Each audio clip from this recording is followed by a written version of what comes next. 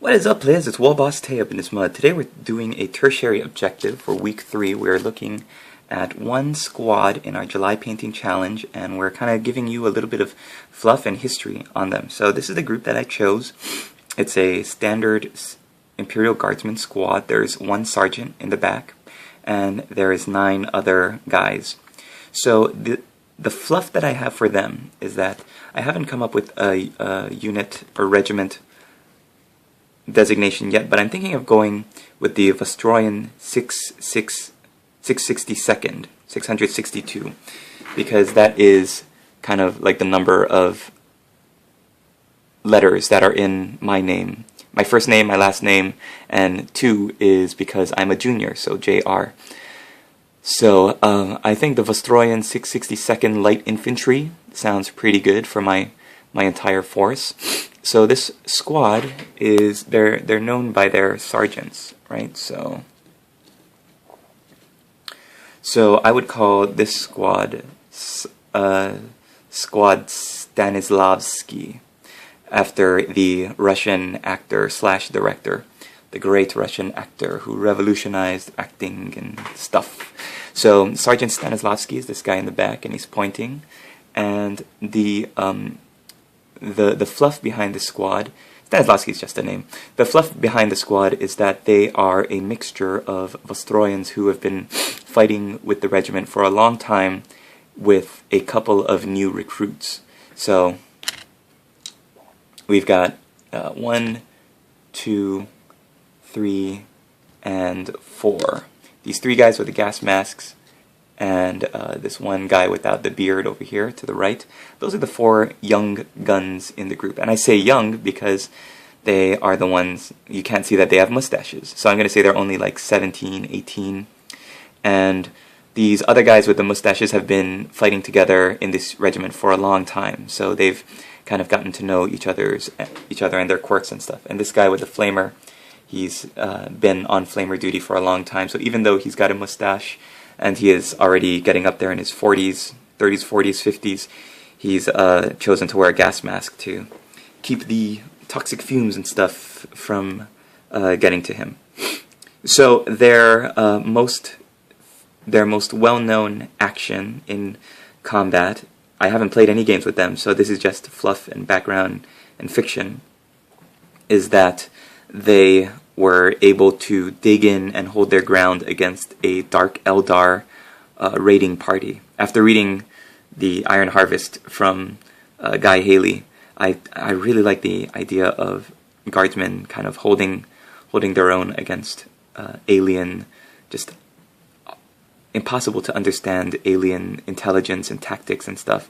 So that's why they lost so many men, or almost half their squad, because they were kind of holding their own in this urban environment. And this was in their last engagement, so they've since been resupplied and shipped out, but it was pretty hard for a lot of these guys because they had gotten to really depend on each other and their skill sets and everything. So you've got these new guys who have just joined them, and I've decided that the reason why the new guys all wear gas masks is because they're all, or these 3 anyway, is because they're just fresh from the factories on Vostroya. So that means that they are still used to working in that very toxic environment, smoggy, foggy, really polluted, because they were working actually in the factories and not living in the hive in the city part. They were just working, these long hours making guns and ammunition and stuff, before they could be old enough to be shipped out. So when they were just little kids, they were running around, fetching parts, and just working for their elders, knowing that one day they would be conscripted into the Imperial Guard. And so they've just left, so they're still wearing these rebreather masks, but I've made that this guy over here, the reason he doesn't wear a rebreather mask is, and the reason why he has a bionic eye, is because he is actually a minor nobleman. So he is actually just a regular, like a private, a trooper, but from where he comes from on Vostroya, he is one of the, he belongs to one of the most noble houses on the entire planet.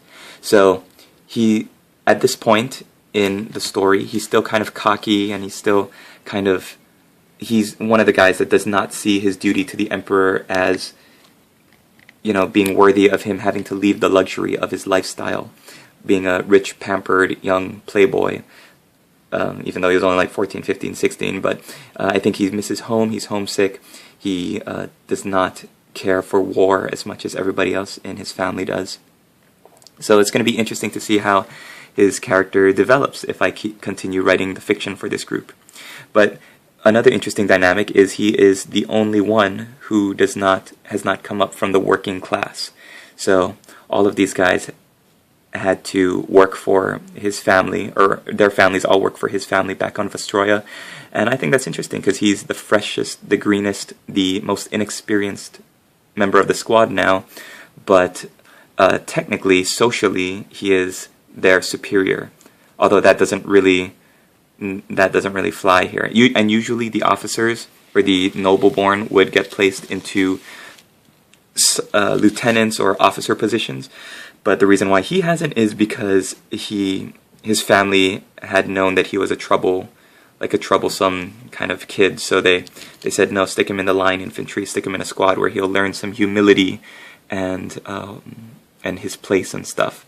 So I think that's pretty interesting. We'll see if he gets killed off, or if he rises to maturity and becomes worthy of his lineage. So that's his story. You've got some other guys back here. I haven't given them names and stuff, but thinking seriously and not going with, like, you know, the what am I trying to say? Not going with the kind of crazy, funky, humorous aspect, which I sometimes do. I'm actually trying to develop their character and their fluff. So one of the things about the fluff is that this young kid right over here, who's replacing this guy's loader, is actually related.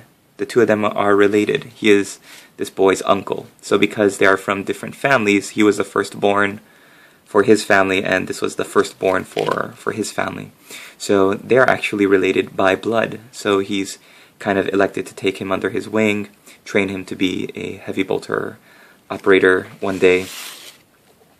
So he's kind of looking out for him, trying to keep him out of danger, while at the same time making sure that he can survive and learn the skills he needs to survive on the battlefield.